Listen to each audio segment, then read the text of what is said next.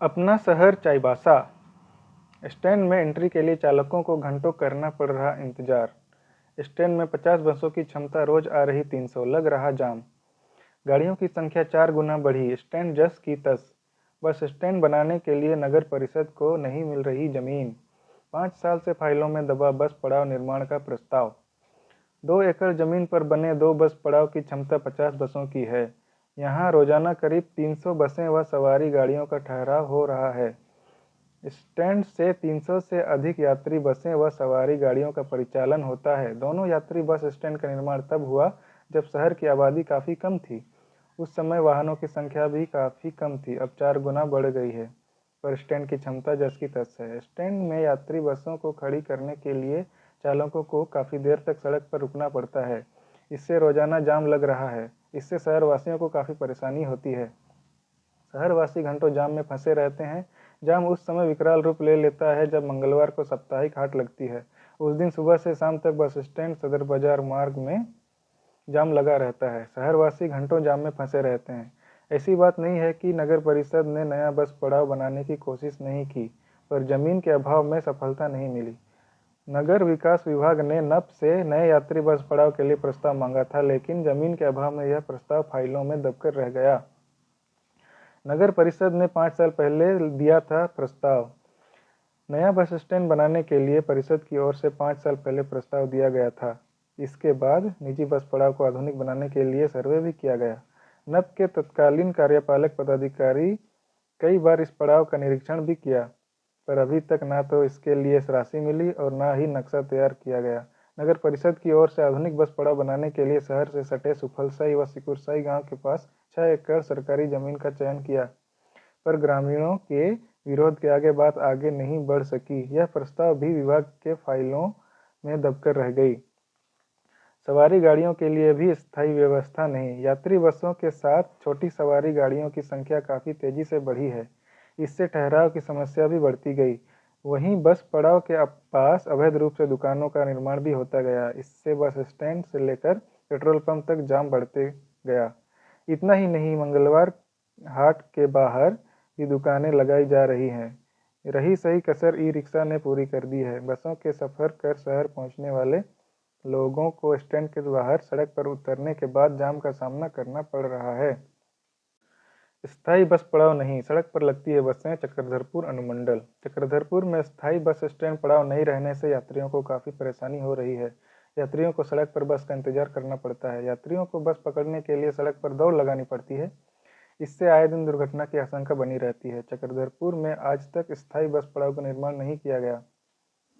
बसों का संचालन सड़क पर से ही किया जा रहा है।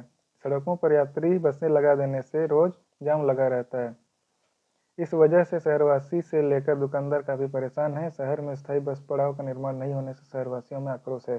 लाखों रुपयों की लागत से बने स्टैंड में एक भी बस नहीं लगी। चक्रधरपुर के बिजली कार्यालय के समीप नगर परिषद द्वारा लाखों रुपये खर्च कर यात्री शेड व बस पड़ाव का निर्माण किया था, पर बस स्टैंड में आज तक एक भी बस ठहराव नहीं हुआ। स्टैंड में बस नहीं लगने के कारण नगर परिषद ने वहां दुकानें, सामुदायिक शौचालय, आश्रय गृह और जल मीनार का निर्माण करा दिया है। बस पड़ाव में अवैध अतिक्रमण भी जारी है। बस पड़ाव के नाम पर लाखों रुपये खर्च हो गए, पर शहरवासियों को इसका लाभ नहीं मिला। 5 साल पूर्व आधुनिक बस पड़ाव बनाने का प्रस्ताव मांगा गया। इसके लिए तत्कालीन कार्यपालक पदाधिकारी द्वारा स्थल चयन भी किया गया था। ग्रामीणों के विरोध के बाद जमीन उपलब्ध नहीं हो सकी। संतोष द्विवेदी, सिटी मैनेजर। कुचाई। सड़क किनारे खड़ी होती है यात्री वाहन। कुचाई प्रखंड में बस स्टैंड नहीं है। कुचाई से होकर गुजरने वाले वाहन सड़क किनारे खड़े रहते हैं। इससे काफ़ी लोगों को परेशानियों का सामना करना पड़ता है। खासकर सोमवार को साप्ताहिक हाट के दिन लोगों को काफ़ी परेशानी होती है।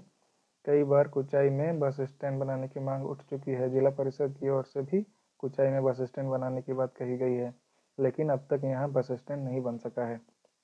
चाईबासा। 70 साल बाद कॉलेज की चारदीवारी बनाने का काम शुरू। असामाजिक तत्वों के टाटा कॉलेज में प्रवेश करने पर लगेगी रोक। कोल्हान विश्वविद्यालय के कुलपति सह आयुक्त ने की पहल। कोल्हान विश्वविद्यालय के सबसे पुराने अंगीभूत कॉलेज टाटा कॉलेज परिसर की चारदीवारी बनाने का काम लगभग 70 साल बाद शुरू हुआ। इसकी पहल केयू के कुलपति सह कोल्हान के आयुक्त मनोज कुमार ने की है। मालूम हो कि कॉलेज की स्थापना 1951 में हुई। तब से अब तक परिसर में ईंट की चारदीवारी का निर्माण नहीं हो पाया था। पूर्व में बारबेट वायर से कॉलेज परिसर की बाउंड्री घिरी थी। लगभग 1.5 किलोमीटर की इस बाउंड्री के निर्माण से कॉलेज परिसर को पूरी तरह से घेरा जाएगा। कॉलेज परिसर के एक दिशा में बाउंड्री के निर्माण का कार्य लगभग समाप्ति पर है।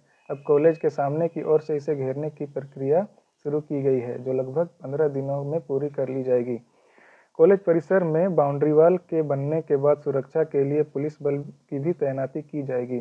कॉलेज के 3 छात्रावासों को मिलाकर लगभग 500 छात्र हैं, जिसमें इंटर से लेकर स्नातकोत्तर तक के विद्यार्थी शामिल हैं। इसके बनने से अवांछित लोगों के परिसर में प्रवेश पर पूरी तरह से लगाम लग जाएगा। यह जानकारी प्राचार्य डॉक्टर S.C. दास ने दी है। थॉमसन तालाब किनारे अतिक्रमण हटाने को नोटिस।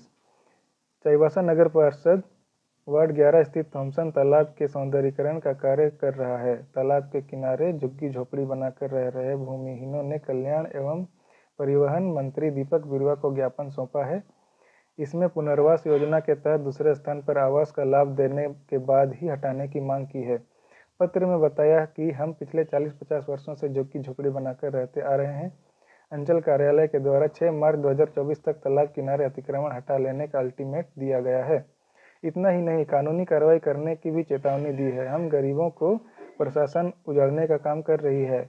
ऐसी परिस्थिति में हम भूमिहीन कहाँ जाएंगे। पत्र में मोहम्मद असलम, हलीमा खातून, नदीम अंसारी, शेख मुमताज, फतमा खातून, मोहम्मद अफरोज, मोहम्मद जावेद, हसीन अंसारी, नदीम, मोहम्मद हुसैन, मोहम्मद तारिक समेत 29 लोगों के संयुक्त हस्ताक्षर शामिल हैं।